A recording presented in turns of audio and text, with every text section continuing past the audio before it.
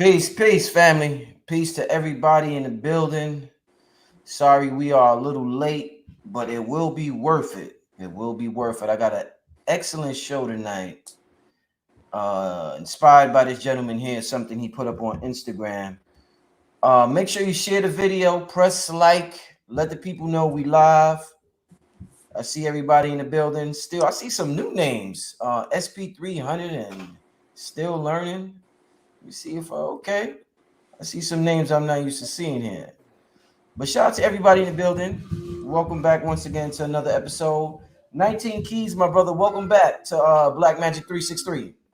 Man, blessings and blessings, man. It's good to be here, man. Good to tap in. I ain't been here in a while, so it's good to be back home, it feels like. Definitely, man. Definitely. Hey, like I told you yesterday. Oh, hold on, my son making. Oh man, give me a second, family. I'm talking about commercial break. Family, send this link on out, man. It should be a good opportunity to cipher, so I'm looking forward to this. Indeed. Keys, to start out with, my brother, let's jump right into it. I know we're a little late, family. Oh, they said 19 Keys said drink gold water. Yeah, 19 Keys does say that. Yes. Hey, watch the podcast. It's a song on there that come on. Oh, okay. All right, cool. So to start out with, my brother, very interesting what you said, about our people valuing sexual freedom over economic freedom. Yes, sir. Can you explain why you said that? And is this something that you think primarily pertains to Black people? Are we the clown people of the planet who value, buffoonery and, well, sex ain't buffoonery, but pleasure over, economic freedom? Yeah, well, first of all, our condition is unique than other people. So Mhm. one thing that we first have to recognize is that we don't have the same privileges that other people have, right? If across the street you have some very wealthy neighbors, right? Trust fund Mhm. babies, they got their family set up, generations of industry behind that name. You understand me? And Mhm. then across the street, you're talking about first generation trying to set yourself up, hoping to go to college or get a good job or whatever you may do in order to, obtain some sort of success. Y'all both live on the same street, you understand me, strange planet, but your opportunities and your conditions not the same, right? Okay. So for you to raise your children the same way that people across the street raise their children is going to leave y'all behind the eight ball, right? And what Mm. I mean by that, in certain instances, so it's like Black people in America are 80 years behind white wealth. You Mm. understand me? So that even if we getting paid the same as a white family, right, we still won't have the same amount of wealth. And that's important to understand and to know. And so for me, it's about, just because they over there doing the sexual freedom revolution doesn't mean that's what Black people should be doing. It's a Mm. different war that we in. They at a Mm. different point in time in their generations. They're in a different point in time in their actualization when it comes to Maslow's pyramid. We Mm. still at that point where we need to learn how to produce family, right? And the sexual freedom revolution, to me, in a lot of instances, it just don't make sense, right? It's like, case in point, a woman goes onto Instagram to express herself because she wants to be free. So she's going to perhaps show her titties or ass. She might twerk. She go throw her pictures when she not feeling, or where she says she feeling sexy, and she said, well, it's not for none of y'all. Number one, don't comment, don't, or they don't mind you comment, but don't DM me. You understand me? Stop being freaks. Yeah, they even get mad nowadays, and I'm like, okay. That's like cutting on the light and hoping that you don't attract the flies. You Mm. understand me? Knowing that flies are in the room. You can't get mad at the flies. That's the nature of a fly. It's coming to the light. And Mm. so at the same time, it's like getting sexy for on a public platform is not for you. That's for everybody else. You understand me? Posting a picture naked is for everybody else that's going to see, so that they can get a perspective of you as well, right? And so it has nothing to do with freedom. It has everything more so to do with rebellion. And a rebellion is from the ideologies of man that women have saying that they want to go against, because they say that they feel repressed. And we do acknowledge a lot of oppression and repression that happens to women, right, when it comes to them expressing themselves in a man's world, specifically in a white patriarchal order society, right? So it's not freedom that you're going for, it's the rebellion to say, I want to do the exact thing that you're telling me I can't do, right? But this particular generation don't really have that issue, right? You have more sexual freedom than economic freedom, right? Because you're not in a position to truly do what you want to do until you can do for self, until you have the ability to separate, own your own territory, and then say, okay, what does freedom look like? But most of the time, this sexual freedom is taking the place of this economic responsibility that we have to uplift generations to come. You know, celebrities take a lot of criticism for a lot of moves that they make. And I want to ask you about Lizzo. Lizzo has recently been in the news. Now, this is a woman who is overweight, and she goes around twerking every opportunity she gets. Now, from the outside looking in, a lot of people will say she's part of an agenda that's being Mm. pushed. But from her perspective, she's saying, listen, I worked hard. There's nights I didn't sleep. I've been trying to get on for over a decade. So in her mind, all the hard work she has done, or anybody who has done hard work, it's hard for them to see that they're part of an agenda when they done put in that work. So what would you say to a sister like Lizzo, who's like, yo, you're criticizing me, you're telling me I can't do this, it's not right for the race, but you know, I work hard. Why can't I do this? What would you say to somebody like Lizzo? You know, it's very interesting. I think that there's is multiple dilemmas in her particular case, right? I think that she does get some unfair treatment on how she's attacked, right? On how people essentially just rawly go at her. At the end of the day, she's a woman, right? And a lot Mm-hmm. of a lot of the attention received is because of the backlash that she gets. If Mm-hmm. nobody cares, nobody cares, right? So she has now made it to the point where she is gathering more attention with these things, and people are lashing out more, giving her more attention, creating more marketing, increasing her brand, which increase her profits. So at the Mm-hmm. end of the day, it's a money move for her. She know that the more that people care about what she do, the more money she's going to make. So she's a byproduct of the algorithm of her success. You understand me? Mm-hmm. And you know, there's always going to be, a double standards that exist on how you treat one celebrity versus how you treat the other, right? It's like, we are a society that may be overly conscious saying that we really need Lizzo to stop being big. You understand me? But at the same time, some of those same proponents aren't eating healthy themselves. Mm-hmm. But it doesn't take away from the logic of the conversation when it comes to obesity, because 45 to 50% of America is obese, and we are in the middle of a pandemic. And especially people who are extremely obese, we see that as an overt, you understand me, issue, because it's a direct correlation with disease.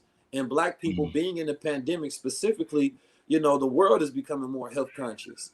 So someone who has a large platform, who is influencing generations of young girls to be themselves in this obese form, like, that's, you know everybody can choose whatever they want to do with their life. But when it comes to influencing others, now you are in a war with other people who want to influence people in other directions.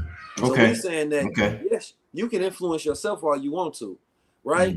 But when Mm-hmm. you have a platform, now you are at war with other people who don't want the influence that you're giving to people. So they're going to try to dominate that, saying that, no, I need to counteract the logic that my daughter may be growing up obese and thinking it's okay that she can still trace her dreams, be free, and she has this new outlet. You understand me? Where it is, or she can say it's body shaming if you go against it, right? Or it's about there's a term that they utilize now when it comes to women just enjoying the body that they in, right? So I think that there's a responsibility that her and anybody else that has a platform have, and basically saying that just because I do it, don't mean that I'm going to promote it, right? Especially when you have a younger audience. There's no science that a person can bring into to tell me that obesity is something that should be pushed on generations, right? Now, I think the way that people go about it makes her a victim because of the way that people bully her, which takes some of the credibility out of the statements that people issue against her and her platform in the way that she lodges it. But at the same time, because you continue to give her so much attention, The establishment is going to prop her up, because the establishment is about how do we manipulate the attention that people are getting so that we can put in advertisements in there and marketing, which is going to increase our bottom line. The moral position don't matter. It's about hyper capitalism. So when you're really looking at these things, you have so many different people feeding off of it, because even the conscious person sometimes is feeding off the attention that this other person is getting so that they can increase their profit. So for me, I'm looking at it from a 360 perspective so that, you know, we can have a comprehensive understanding and be responsible when we go after people. And at the same time, you understand me, educate those so they can become examples. Because the question becomes is, you know, what's your health like? Are you at a higher risk for COVID-19 because you're obese? Yes. Are you at a higher risk for dying in a pandemic? Yes. Don't you think a better way to utilize your platform would now to be stressed about health? Yes. You understand me? Or are you going to overindulge in your habits? You understand me? Because maybe you wasn't taking care of your body because you were obsessed with obtaining some sort of success, right? That's a real thing. I'm not trying to stress you out more, but I'm trying to tell you, you know, I'm going to counter the message that I see you pushing, because you now are becoming an example of what I believe society should not move towards. What do you think about countries like China placing restrictions on how many children people can have? Like if you had your own nation, would you be like, yo, young after two, young niggas is good. We can't have no more because it's, you know, it's messing up the economy. What you think about that? Well, I think China, that particular model, you're talking about billions of people on top of each other. So at some point in time, you know, having too many children in a dense population is going to ruin, you know, the quality of life that each child being born into those situations can actually have. So at some point in time, it can become irresponsible. So I think that it's not a, you know, terrible thing to do if it is truly based on, you know, people who actually come in. Like, having children is a very selfish thing, you know, before the child is born. Then it becomes a selfless thing, because you got to take care of someone other than yourself, which is this life that you just brought into society. But at the same time, you know, I don't think that no one, especially if you're not in the right economic condition, should just be having children. I think that Black people have that issue right now. We have more children than we can take care of, right? And usually we go by percentages. It's one, if that lucky child out that family, you understand me, that actually makes it and start breaking some of these family curses. So I think that there's a dictation that does need to be had, and I think that there's rules that need to be applied based on, we can look at the statistics and the progress that people are making. You know what's crazy though, Keys? A lot of the gods came out of poor families. So Yeah. if that rule is in place in America and the blacks in America, shit, I wouldn't be here. Like a lot of the people we look up to wouldn't have made Malcolm X, you know what I'm saying? A lot I of us, agree. brother. So that's a tricky one right there. You know what I'm Yeah, saying? yeah, I agree. I can understand that. I mean, I got a large family. I got 9 brothers and sisters. You understand me? I Yeah. talked to my mom today. Like, you know, I'm like, I know y'all marriage definitely was nowhere near perfect, but the best thing you could ever did was have me. You know what I'm talking about? So, Mm. what the sacrifice was necessary in that condition, but we don't have standards, and I think it's more so about that. You know, what are the standards for those who decide to have children? Right? What are, and this also goes to sexual freedom, because you may lay down with somebody, but are you ready for what's going to come out of that and what you Mm. produce? You have sex with a woman, you bust, you shoot up the club, as they say. Mm. Now you have a baby, but you're not mentally, spiritually, financially prepared. You understand me? So that that child can have a great quality of life. So I think that a lot of parents, you know, and human beings, and have to get to a mature level that's, and there should be a standard to say that, are you even ready for a child? And then Mm. that's where the discipline kicks in, because that's where somebody would tell the young boy to go sow his royal oats, and they tell the young girl, go through your hoe phase, right? Mm. But what comes out of both of those is all these children. You got these hoe phase children and these royal oat, you Woo. understand me, boys Mm. that's coming out, Damn. and then they growing up in households that's dysfunctional. And the purpose of that family is to create an industry, to create a business, to build some wealth. So Mm. we are creating families by accident. You understand me? It's like, if you ever create a business by accident, that's know that business not gonna be profitable. Mm. That business is gonna Mm. fail, You understand me? It's not going to be something that's passed down, because nobody's going to have passion towards that business. They're not going to be experienced in that business. You understand me? So they're not qualified to run that business. And a family is a business operation. So once we get on our economic understanding, then we also understand how to run a family in the first place. So you can't separate sex and family. That's just something you can't do. No, definitely, indeed. Once again, family, I'm on live right now with 19 keys. Make sure you press like. Make sure you share the video. Also, make sure you donate to the platform if you want more quality content like this. Shout out to everybody who hit up the super chat already.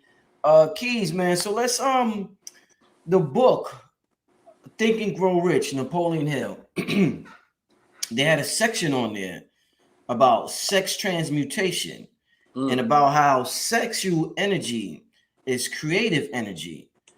Do you think, with that being said, do you think the most successful entrepreneurs have high sex drives? Do you think sex plays a large role in how financially successful you become, being that it is said to be creative energy? I think that is different for different people, but sex is the most powerful energy, right? Sexual energy is the energy of manifestation, of creation, of production, right? And I think that everything follows the rule on two energies coming together, colliding, and you're creating a third entity, right? That's what we do. So the sexual energy is that masculine and feminine producing. And when you're talking about sexual energy, you are still talking about the Kundalini energy. You're talking about the tantric science, the weaving of energies, you know. And I think that one thing that has to be understood is Eastern and Western practices, right? See, Western practice sex like masturbation. Eastern practice sex as energetic connection. You understand me? Okay, And okay. it's a ritual procession that goes into it when you're talking about the Eastern practice. So we have been around a perverted form of sex because we learning and we around the slave masters' children. You understand me? And being in America in this circus of ideology, we've been learning only Western sexual practices. Nobody is telling their children and sitting them down, because the birds and the bees is nothing. That ain't even a responsible conversation when it comes to understanding our sexual nature, right? But I say that because sexual energy can be utilized. It can be cultivated, honed, and focused in. Or it can become self-devastating and chaotic. You understand me? When it controls you, right? But once you have the ability to control it, that's when you become powerful. Because a man that can separate, you know, the points of ejaculation or the points of, you know, having an orgasm to maintain that orgasmic energy and point it upward up here rather than going outward all the time, he has the ability to produce more from his mind. You understand me? And so every time we have sex as men, what happens? You become drained, right? You become tired. You need to fall asleep. Anything you can tell when you're not doing something right when you get tired afterwards, right? And I mean that in the sense the same way as we eat. We eat food that gets us. That's not healthy food. We done overate. We done drained all our energy. So the sexual energy should be a recharging and an energizing energy. You understand me? It's a manifesting energy. People can say affirmations while having sex, focusing and conjuring up that energy for things and thoughts that they want to produce. You understand me? So I think that there's a practice when it comes to sexual ritual and power and manifestation that has to be re-understood, right? And then when we're talking about the sexual freedom revolution, it comes into the play of all of these conjoining of traumatic energies. Because that's what happens. We have sexual traumas and we bind those sexual traumas to each other. And without even understanding our own sexual traumas, you bind it to somebody else's sexual trauma. So then that creates a sexual chaos of confusion, right? So now we have a society that is completely confused.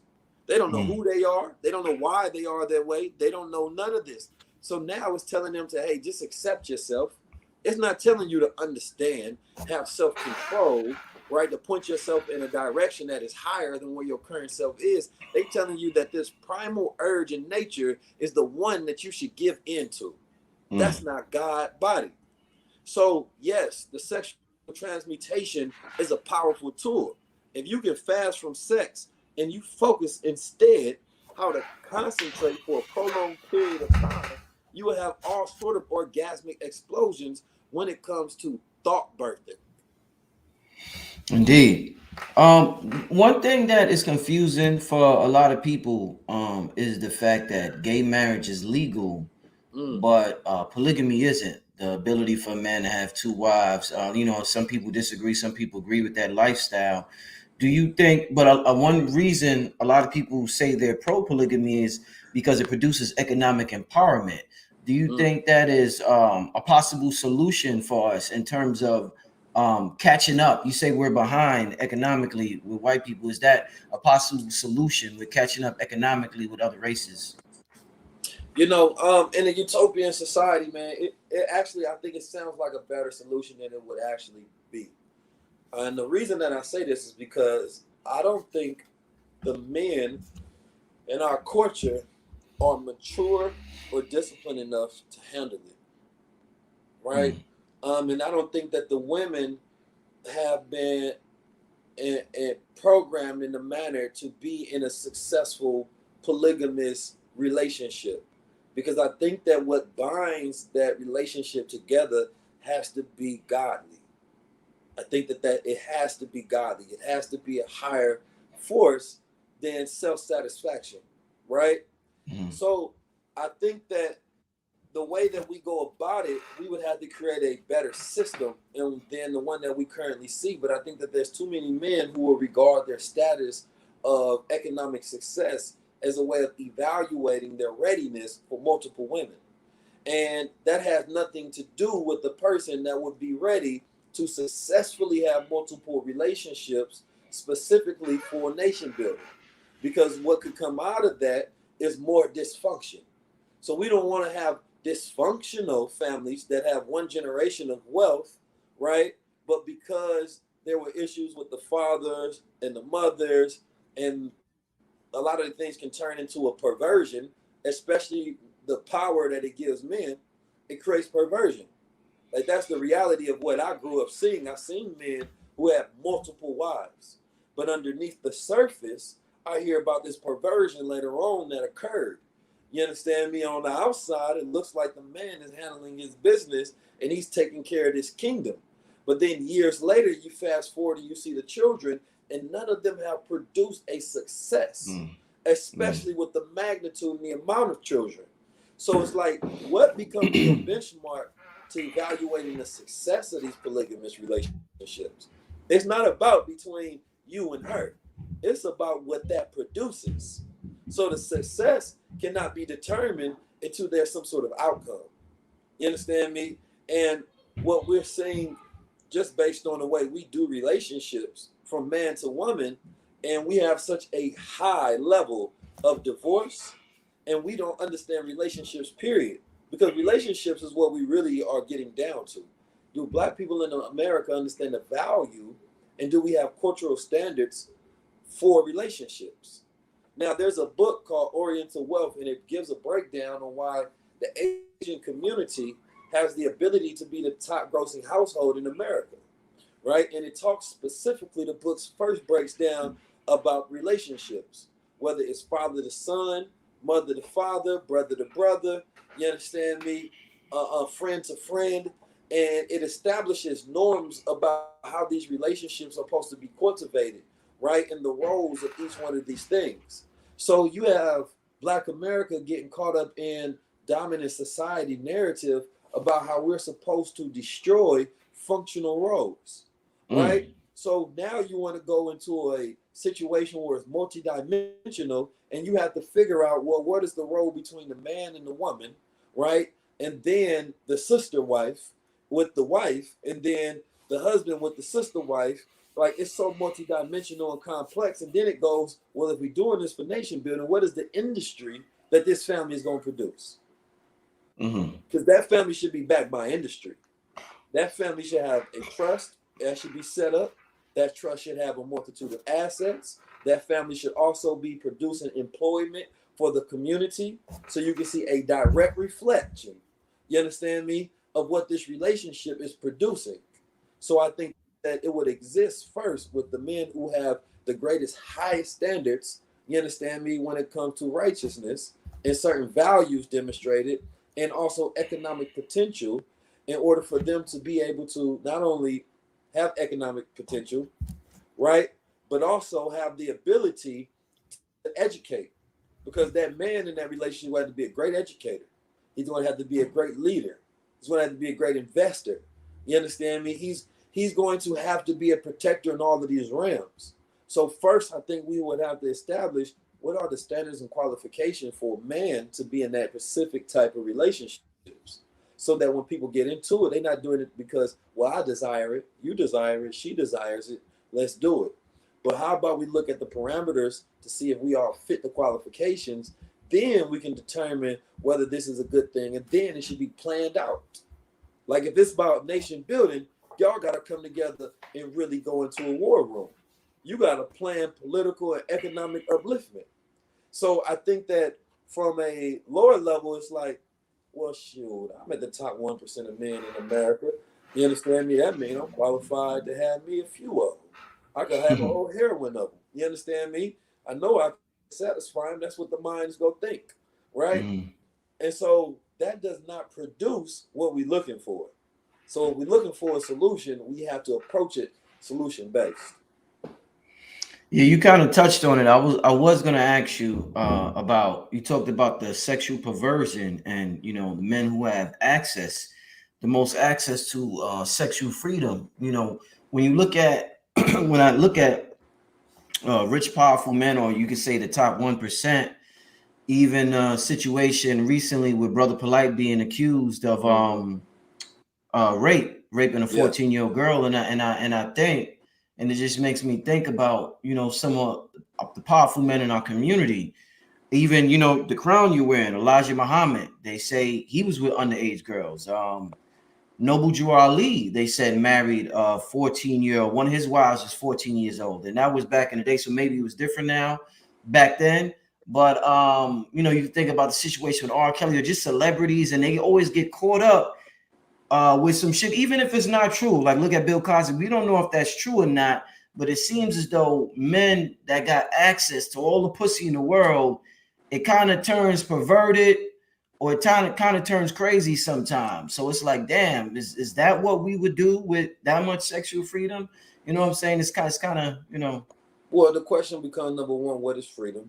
And two, to address the elephant in the room, specifically with Honorable Elijah Muhammad and his allegations. His younger wife was Mother Tanetta, right? And at that time, she was not underage, right? Mhm. So the publications, towards those allegations can be researched by everyone here to bring those up. Mhm. But when it comes to freedom, most people are slaves to their desires. And they believe that freedom comes in to allow themselves to be a slave to it. And a lot of times, men of power don't deal with traumas. They don't deal with their emotions and different things. And sometimes there may have been something that happened to them at an early age, or a person can figure out a way to, you know, allow their ideology, right, to justify their moves, right?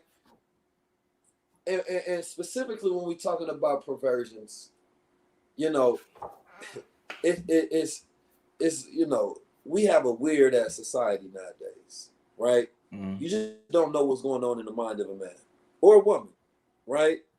And let's say, like, we go into hip hop, well, the accusations against African Babata, right? Then we go before that, and we say, well, what happened? You understand me? In those times where we didn't have any power, black men were getting raped by white men and Mhm. white women. You understand me? And some of these were it was in the buck breaking process. Some of the strong ones was getting their back torn out. You understand me? So what happens when all of a sudden that perversion had happened for 400 years, and then you tell these people you now have so-called freedom, right? The stains of that perversion don't go away. The traumas that happen from it, the perversion on how people see themselves, and the sexual traumas that now become created amongst the tribes, you understand me, of black people in America, The are never dealt with. epigenetics. Is that? Epigenetics. Yeah, yeah, yeah. There's not a therapy that happens in a mass movement of, well, we just let black people out of slavery. That means that we also have to like work on them for 20, 30 years so that their mind will be right because of all this stuff that's in their DNA. So then you get the uncles that's touching the children, right? You get the aunties that's touching the little boys. You understand me? And so I think that there was all of this sexual perversion and confusion that existed in our people because of all of that happening over 400 years of sexual trauma, right? That's not normally talked about, but that doesn't disappear. And so then you have the down low community that exists, right? Because here they are descendants of pedophilia, of victims, you understand me, and rape trauma victims, right? Then you have drugs that set in that creates another level of perversion, which disrupts the healing of a community, right? And then you have all of the cover up that starts to happen to silence these things, right? And then you clue that in where there are men who find their spiritual ability, their conscious ability, and their ability to produce power. But that had nothing to do with saying that this man is the most morally, you know, upright human being from on every category, right? Because sex is a very private act, right? It can easily be completely separated from the work that a man does. Who he is in the bedroom and who he is in the streets and his occupation are two completely separate affairs, right? And so I think that there's never been a proper evaluation to truly understand black people in America, specifically because we are prone to emotions. We are prone to a more sexual heightened state, us being very spiritually, sexually connected people. You understand me? And that can be utilized in the wrong manner, but specifically when it comes to men and power, power corrupts. You know, if power is not checked, absolute power absolutely corrupts. You understand me? And so when men get power, it's the most dangerous thing in the world, right? Because now you have the ability to act in what you think without consequence.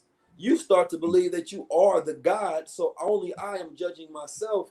So the moral turpitude and the moral consequence is not something that you are utilizing, right, to make sane judgment. Because it's the self-accusing spirit that keeps people in line.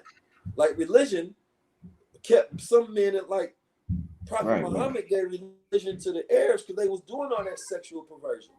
So he tried to give them rules like you can't do this, you can't do that, you can't do this, and if you're not doing that, you are out of line. If you're out of line, you got consequences, right? But when men feel that they above that, then they create their own religion. You understand me? And they walk their own line, right? And so they justify every single thing that they do. And so I think that we have to understand that, you know, what power does, even though we oftentimes need those men of power because of what they can do to push the culture forward. But then they have the private situations that they go through, right? And they utilize that power in that scenario as well. And I think what's the worst is men who do it specifically over a long period of time. You understand me? Because there's scenarios that happen when men get power. A man can get surprised by his own power. You understand me? Because he doesn't realize that he's manipulating people now because of his power, right? When at first, if you're a regular brother off the street and you know you're gonna talk to a girl, you feel me? And whatever happens between y'all, you feel like, well, shoot, I'm being a player. That's my game. That's my power. I was able to produce that. But now you're a person who has a mega church. You understand me? And you have the power of God over people. So now this comes with a different level of responsibility because these people can see you in this deified form and you can be utilizing that in a manipulating manner, taking people naivety. You understand me? And so then it comes another check in reality to say that, oh, this power comes with a different responsibility. I'm not in the same position as I was. It's the same thing if you get into a position of authority and you have sex with somebody who's under you, right? Then that can be a form of sexual assault because they can say you're utilizing your position, right? And making this person do something.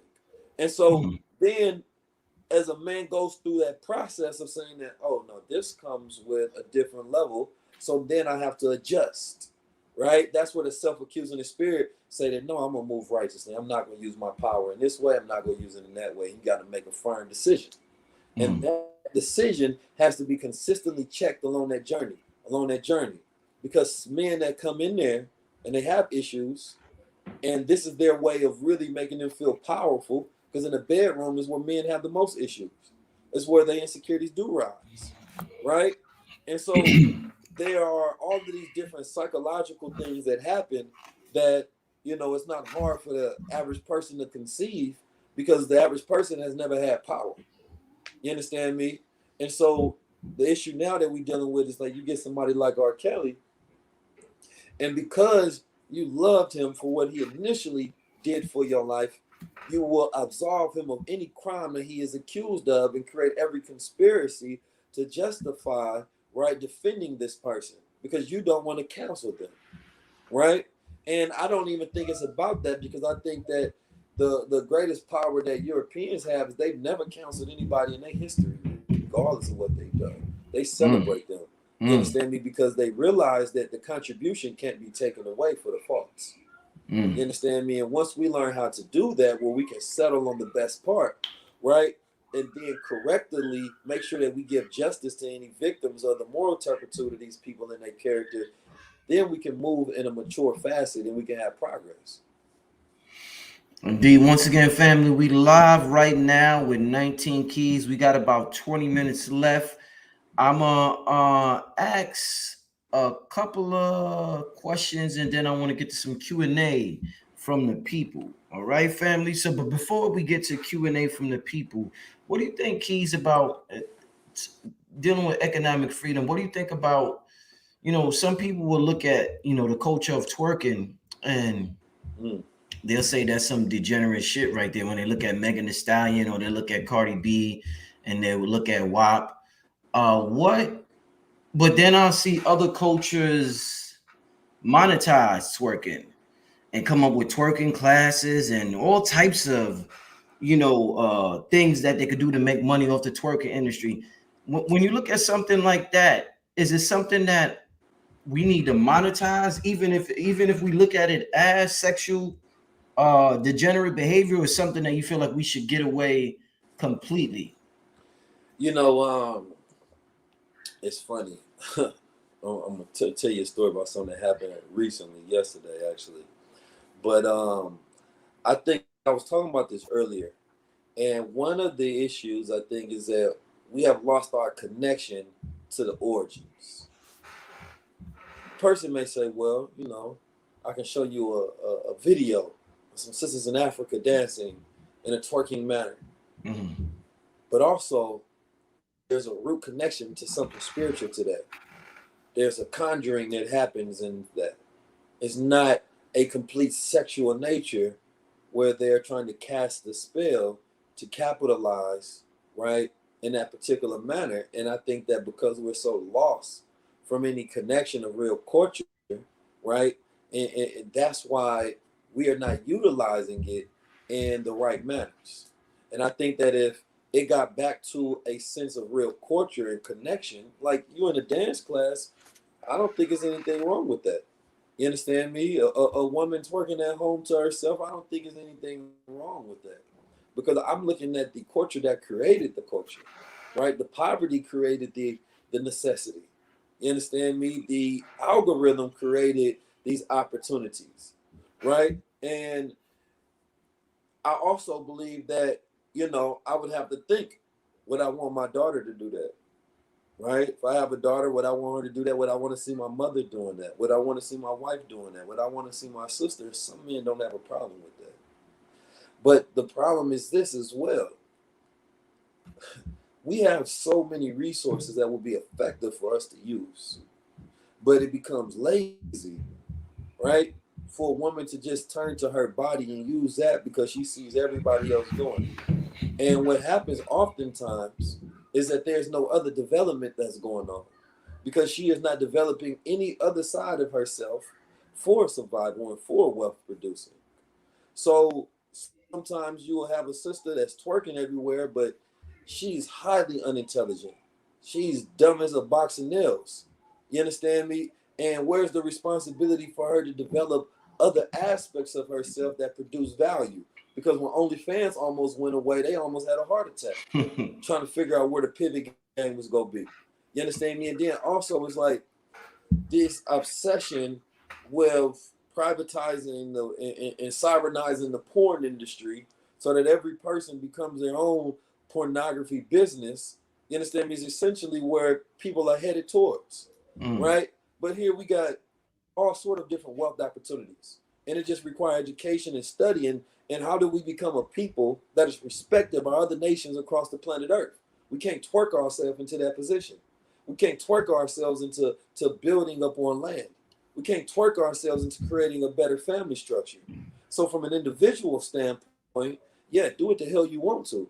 But for those who are moving and trying to add to the group that they are part of and that they're members of, then they need to be developing other opportunities and methods in order for them to produce economic opportunities so that they can be valuable to the culture that they come from. You understand me? Because last time that I checked, whether it's Megan Thee Stallion or Cardi B, if they can twerk for 100 years, and that won't bridge the wealth gap of Black people in America. Indeed. What do you think about the rise of influence? Because a lot of people feel as though, with everything going on right now, especially the pandemic happening, people like, yo, celebrities are bought and paid for. Them niggas done showed their face during this time. But we have a new group of people who are becoming almost more popular than a lot of celebrities, the influencers, yourself being influencer and affecting millions of people. Um, do you think that being that you're able to express yourself, you have a level of economic freedom that celebrities don't have? They have to answer. Most of them, I don't know if all of them, but a lot of them have to answer to corporations, to sponsors, to just a lot of different people, people in the industry. Um, do you feel as though the people in power are going to make a move to try to influence the influencers, or to try to control the influencers the same way they do celebrities in terms of I think that is, I mean, it's censorship. I think that censorship is the way, right? that's the word. You understand me? That comes into play. How do we cut this off? Because at the end of the day, they become way too powerful and they don't fit into our economic model. Right now, there's some that they're going to buy out. Because when you give some people opportunities, they're going to take. You understand me? Because some people only building in this capacity is because that world hasn't presented them no opportunities and no platform, right? And so some people essentially go sell out, and then others are going to go build them their own world, their own media machines. When you give dangerous minds money, powerful things happen. You can tell who's dangerous by the resources that they have and what they do with them. You understand me? Now, when it comes to really having the ear and the consciousness of the people, I've always said this, that the conscious influencer is the most undervalued influencer and asset, you understand me, that there is. Because if the big companies were smart enough to early come to them with sponsorship opportunities, they would have at a ground root level, you understand me, the people at their side. And it's not even so much that this corporation is trying to think about ways to censor this person or that person. They don't have people in between that they have running their capital and equity funds, grounds to the ear, that have a direct connection to be like, yo, can, because we have $100 billion set aside for social reasons and equity programs, can we work with you and what you doing?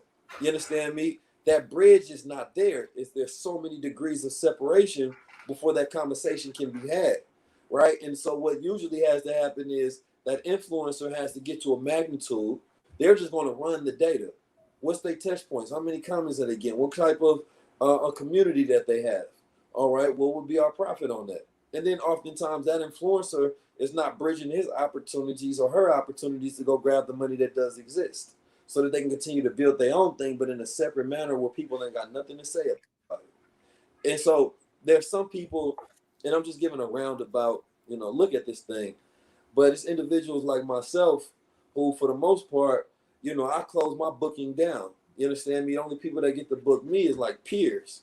You understand me? For the most part, because I can just throw my own thing. I can produce my own thing. But I started my platform like that, knowing that I wanted to speak truth to power.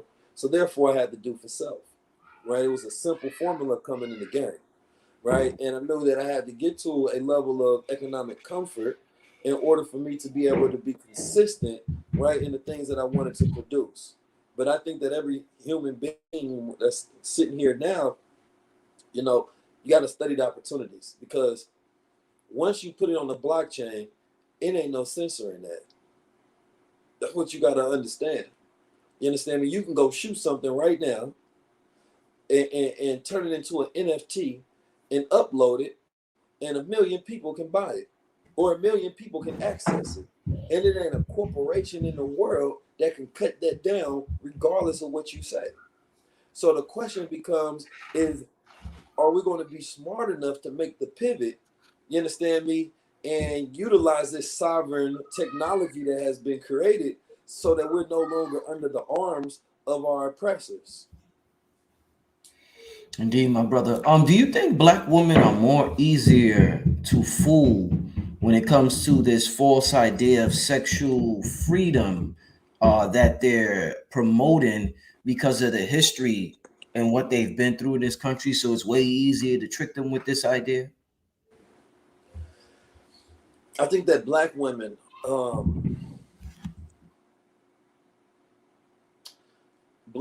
are in a unique position based on all of the different things that they went through, right?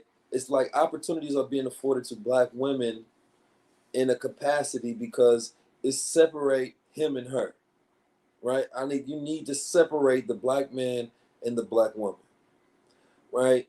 And it's playing off of the issues, the divides, and the feelings and emotions that black women have towards themselves, and the issues that they have towards, the men in the community, yes, specifically black men, and the issues that they have going out in the world, right? And it's saying that you can now have inclusiveness, sis, but you got to twerk a little bit. You can now have inclusiveness, but you have to become independent of him. You can now have inclusiveness, but you have to be on our welfare system. You understand me? So what he was supposed to provide, we can now provide if you come rock with our agenda, right? And so it feels like they're finally getting an opportunity that black men could never provide them, especially an economic opportunity. Because here, black men yelling, stop twerking, but he can't provide her the same level of economic opportunity if she stops twerking. So what has to happen is black men have to be the economic providers and the ones who have the platform and produce the opportunities if we want to dictate our opinions on our women. I got you, my brother. I got you. Give me some questions, family. I'm about to get in some Q&A from the people before we get out of here, family. Give me some Q&A. I'm with the brother 19 Keys. Before we get into Q&A, brother, let the people know what you got going on. I know you got a lot going on, your contact information. Tell the people all of that, my brother. Yeah, man. We just dropped the first black-owned forex and crypto platform. It's called WSXPro.com. So for all of those that do crypto and forex trading, you can now trade with some black brokers. You understand me? And I think you all will actually really love the site, especially our affiliate programs that we rock in, our pips and things of that nature for those who are in the pairs. So we really made this as a great site in comparison to the ones that you already own. I had the infinite wealth strategies where I teach and I'm actually running a special today, as it happens to be.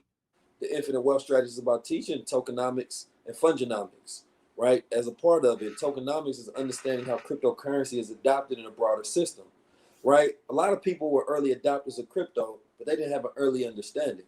They didn't know how to go look at projects, which sites to go, or even how to create your own cryptocurrency coin, right? That's something that we're going to be going over in the following week, so that people can get on the market, create their own, but put together what's called good tokenomics, so that it is broadly adopted and it has a range of being successful. But also, how do I go in there and audit a crypto project to know which one to get in, rather than me just hearing about FOMO and people telling me that they made money? Because that's not the best way. That's how you lose out. So, I can make you an independent investor to increase profits and decrease risk. So we have a private Discord. We go about that. And then I teach everybody how to utilize NFTs, non-fungible tokens, which are essentially digital assets of the blockchain, what allows you to utilize that technology as a transactional system, right? And the way I like to get people to understand this is that everybody talks about buying cryptocurrency. But if you think it's a currency, number one, when's the last time you bought a dollar, right? So the goal is more so, how do you earn cryptocurrency? And that's what I teach. I teach people different ways they can go about earning cryptocurrency. Whether you have a business, service, product, I also teach people how to produce, and these are strategies that I teach. So these are things that I've done myself. My first crypto project sold for $16,448, right? And now, I got that Ethereum. So now that's actually increased because I never took it out of Ethereum. So I had at least a 10-20% uptick on that, and I'm going to let that hold.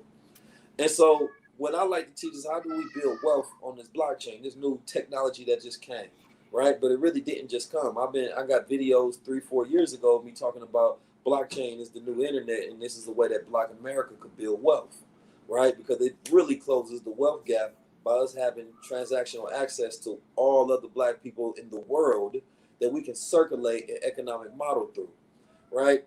And then Mondays, my father teaches masculine development for business and life lessons.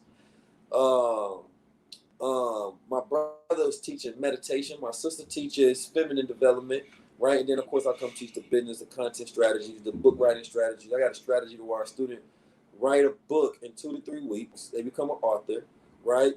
Then they take that book and they put it on the blockchain, right? It's a process of what's called minting, and then they start earning cryptocurrency on it. So I'm teaching all these different strategies so that people can go about developing themselves. They have a new stream of income. They have a new strategy. I teach it in a manner to where when a student is done taking the course, they can go create their own course. Multiples of my students actually just took the information and created their own ebook, created their own course, and now they have a new stream of income. Because of what I'm seeing out here with all the Jabberwockies that people got to take in a mandatory sense, you're going to need some skill set strategies and streams of income if you really want to have ownership over yourself. We're talking about sexual freedom, but body freedom. Body you freedom. You have a choice over what you do with yourself based on your economic position. Yeah. You understand me? So what I did was, if you text 323-577-6692, that's 323-577-6692. I'm a marketer, so I know how to sell, but you text IWS, or you text Infinite and use promo code, link in my bio as well. Use promo code Donda, because today is Kanye West Day. You know what I'm talking about? Or you use promo code blockchain, and at checkout you get 50% off, and that's what give you access to everything. I promise you, family, you get in our private Discord, and we also teach, how to set up trust, and we go over some status correction as well. So those who want to get your nationality together, that's what you want to do. You understand me? That's bonus. We don't even advertise that. That's just bonus. But it's a very powerful, and that's, if I wanted to set that up, I was paying 4 to 5 people per week to come and teach 5 classes. So right now, I want everybody to get in before this thing explodes. You understand me? Because I'm seeing people buy NFTs or a little picture. They buy in from $5, $20. And the next week they selling it for $100,000. And our people want to twerk to wealth. So for me, it's like, damn, if I can introduce you to a new opportunity, here you go. But you got to have some skin in the game, because once we get something for free, we don't value. We got to have a fee connected to it. So Right. it's just tonight you get 50% off. You jump in. That's only for 24 hours. After that, it's going up because the more we add, the higher the price increase. Indeed. Shout out to Hanifa Davis L, who just sent in the Cash App. I appreciate it. Let's get to some questions before we get out of here, family. Let's get to some questions. All right. All right. I see. I think the first one, Mike Laurie wants to know: do you think a relationship can last without sex? We talking about a relationship with yourself.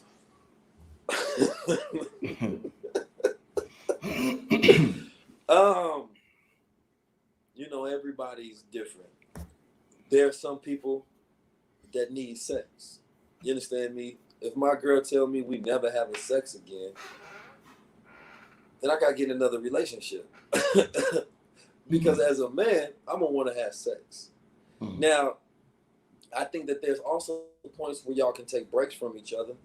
You understand me? And specific breaks where like we're gonna do a sex fast so we can focus on other things in the relationship, so we can make sure that the sex is not what's sustaining the relationship.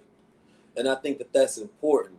You understand me? Because I think a lot of couples need to go through therapy right now. Whether you're older or younger, I think that it's a healthy form. And I never thought I'd be the person saying it. But I realize how many things that we have in between each other, and sometimes we'll never talk to each other about it, right? And sometimes we need a comfortable setting for those things to come out. And oftentimes when sex is not the bind between you all, because sex is a very powerful, strong bond and a connection. It makes you crave each other. It makes you sense each other. You are connected at an atomic level once you have that metaphysical exchange. Once that energy is connected to each other, there's an intuition when that data transfer happens between him and her. You understand me? You now become one and the same. And so that, sexual energy is powerful. But the question becomes is what other connection do you have? Because sexual energy is not the deepest connection. So I think that you have to make sure you're forming the relationship based on a higher connection, because sex can be it can be the strongest, but it also can be the lowest connection. Okay, why Derek D wants to know why so many black women dating and marrying white men. Man, that's a good question. One thing I say about when black men marry white women, I say that black men go to white women to retire their God. When you're tired of being challenged and you're not trying to go to another higher level of godhood, get you a white woman. That's what they go to. It's like Frederick Douglass when they got him a white woman after he felt like I didn't got to my godhood. I had my babies with my black woman. I'm not challenging myself to grow anymore. So he go get him a white woman. That's like his getaway. But when you trying to sustain and build a empire or a legacy, or you want more growth, your choice is not a white woman. The black woman is the God maker, right?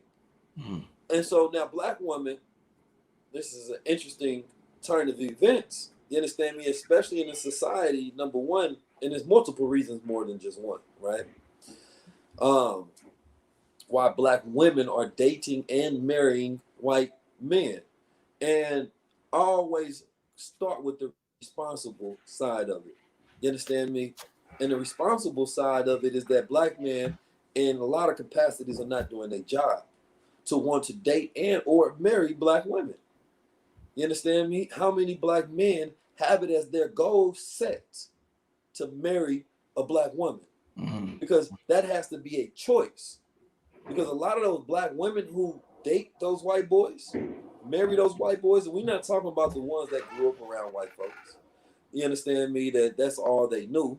You understand me? So they look at these white boys as white Jesus. We talking about ones that actually grew up in the culture and decides to go outside the culture to go find them a vulture. You understand me? That's the ones that we talking about.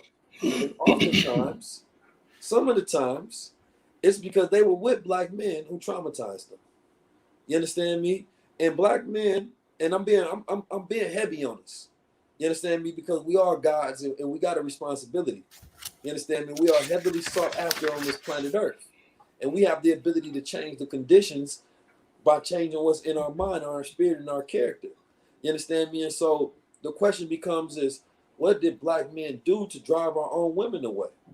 You understand me? At the same time, that's the responsible way of looking at it first. Now, from, the black women's side, white men will accept and give women a different type of adoration that black men don't do, but also it's a perverted adoration. You understand me? It's a different kind. It's never the same type of connection that a black man and a black woman has. You take a Serena Williams who's with a white husband, but she dated black men. You understand me? So-called he dated Common and Drake, right? So at the same time, the responsibility is saying that she went for the rapper, entertainer black man. But when she went with a white man, she settled on a completely different preference. You understand me? She settled with a white dude who makes less than her, who's not cool. He ain't got no swagger. You understand me? He's not in this entertaining field.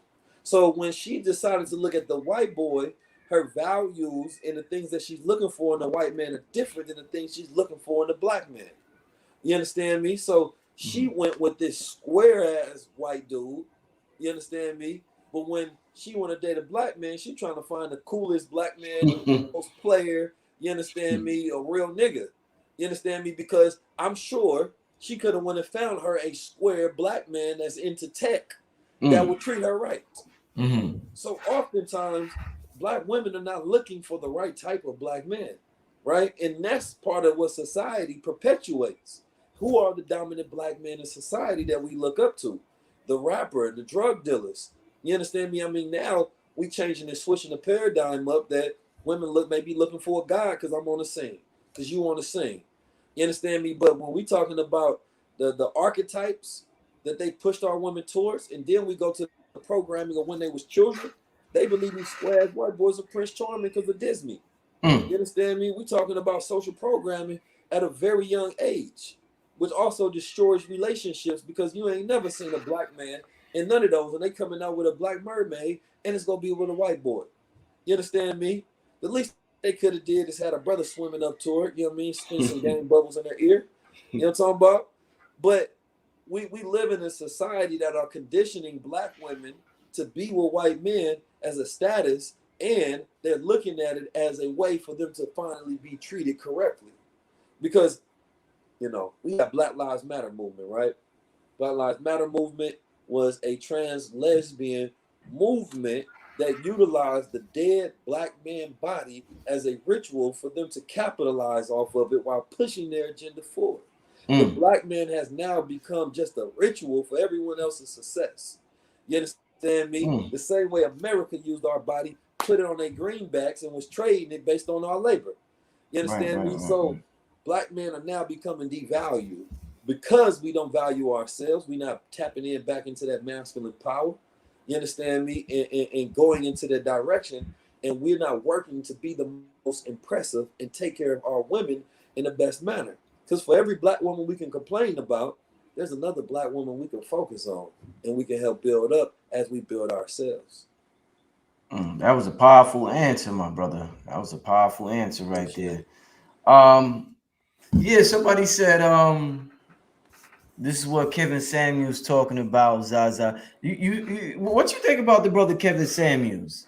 This is the second time I got this question. I was talking to my bro Mike Rashid. I say the brother can spit some logic, right? I'm never going to deny logic and sound reasoning when it comes to a person, bringing a valid point, right? Couple things. Kevin Samuels is a product, right, of what this world is, and he's more of a telltale sign of how bad we have it today.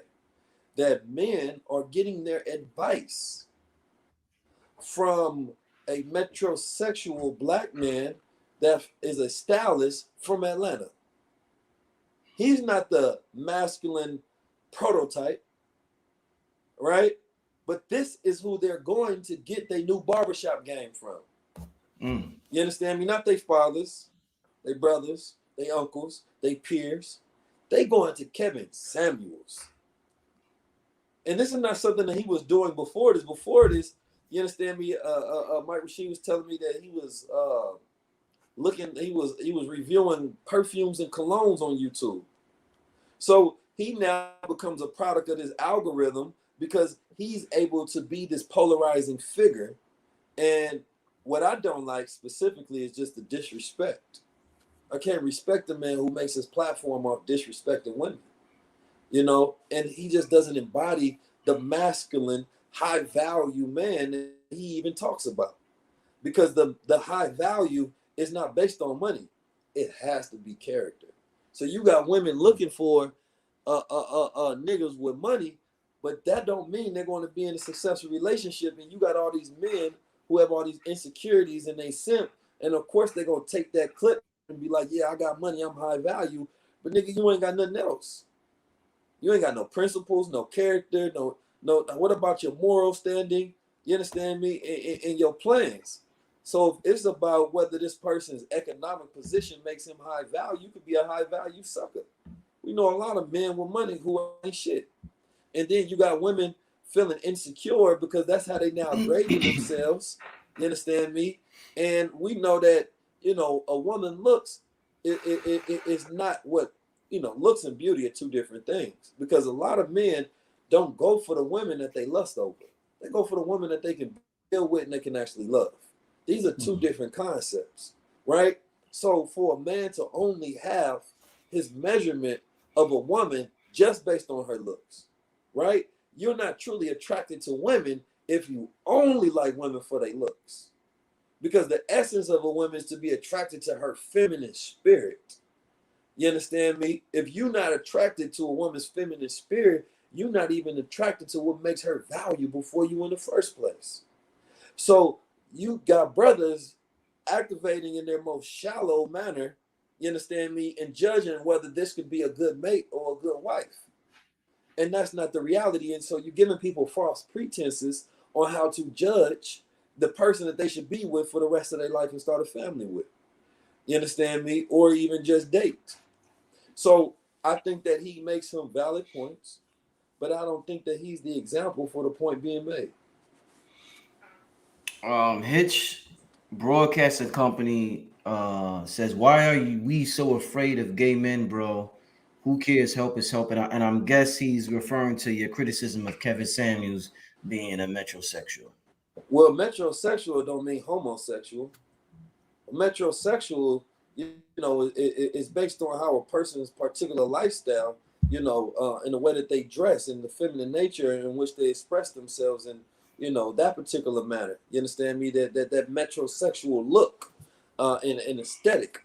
Homosexual, I don't know if the man is attracted to the opposite sex. I don't know if the man is doing whatever he's doing. But at the same time, as a man, why would we be led by a man who is not attracted to women to tell us, you understand me, how to deal with our women?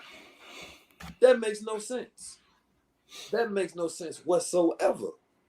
So for me, it just makes logical sense that if you're going to get instruction on relationships, get it from somebody who has your best interest at heart, number one.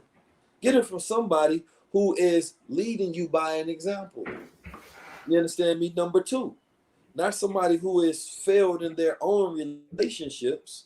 You understand me? And trying to tell you how you should go about yours. So no, I don't think homosexual men should lead the revolution when it comes to teaching heterosexual men how to lead the revolution. That don't make sense. Mhm. He often refers to, like you alluded to a little while ago, high value men being associated with money. From a personal experience and just analyzing, your personal experience in life, do you feel more successful at the age you are now, being that you're more financially successful? Do you feel more powerful now than you did, let's say, 10 years ago? And if Wow, you that's a great do, question. that might contradict, what you just said about money and high value men, because you feel more high value now because your pockets is, what I'm saying. Well, that's a great question. I really love that question. When I was younger, my father, my mother, my brother, and my environment told me I was a god. They instilled something in me that money could never give me. Because I know a lot of suckers with money. They got nice Lamborghinis, they got nice houses, they got their girl. I stand next to them, and the average young man, I can take off all the jewelry, and I just stand up, erect as a black god. Nah, I'd rather be like Keys, because the energy is different. What makes an alpha male is not about his material possessions. You understand me? It's about how deep he knows himself and how he activates that as he moves around. So now I feel like it's just more of a responsibility because I take care of so many different people.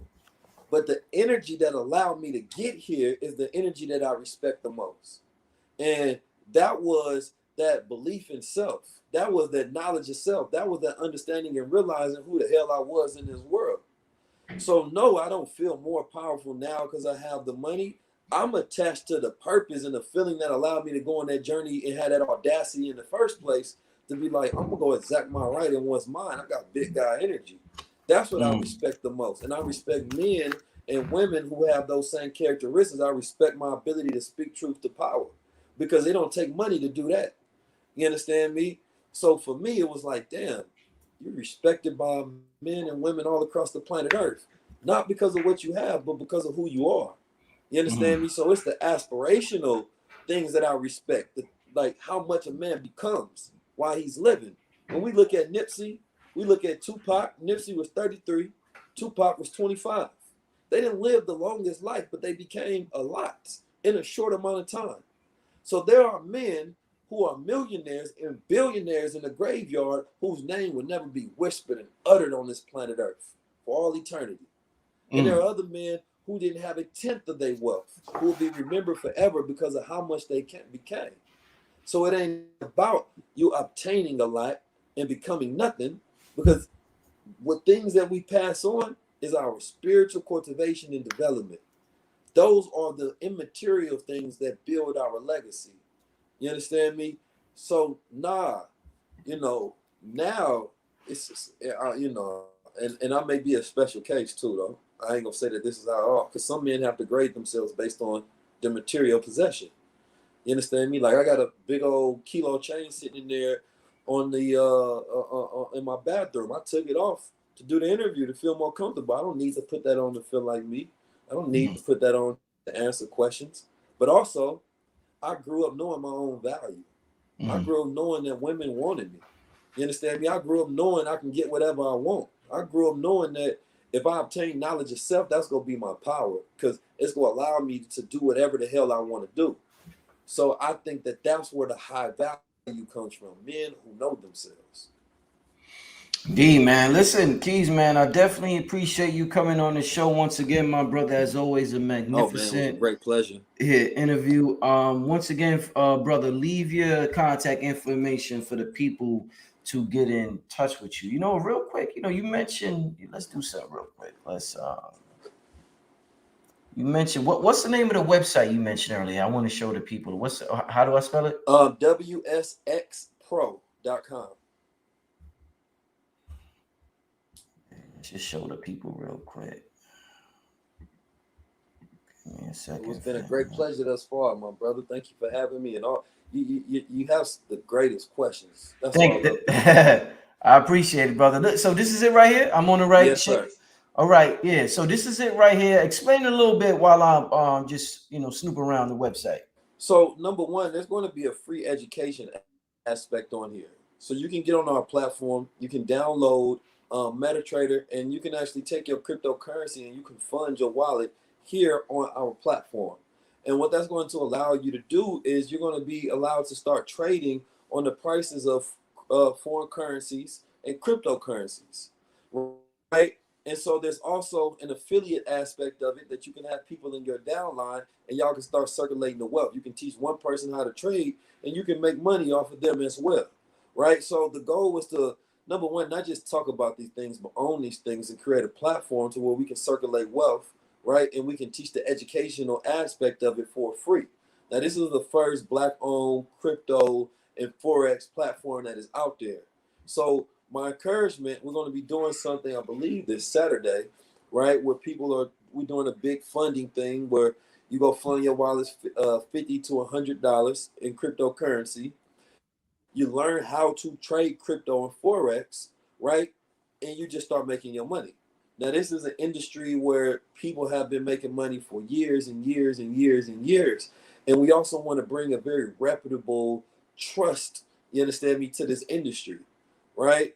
At the end of the day, our job only is to facilitate the greatest experience for you all. So as you're on there trading, you don't have to pay us anything, right? That's just for you to go on there and start learning a new skill set so you can make money from the comfort of your home and you can trade on your phone, right? You can become an affiliate of it. If you know other people that trade Forex and crypto right now, you can say, yo, I know you trade, but this is the great migration onto a black owned platform. I always say Black Wall Street exists in our ideas. It exists in our businesses, right? That's not some geographical location that we can say was burnt down. We are Black Wall Street when we produce things like this and every other business that every black person has that is there and pushing the culture forward.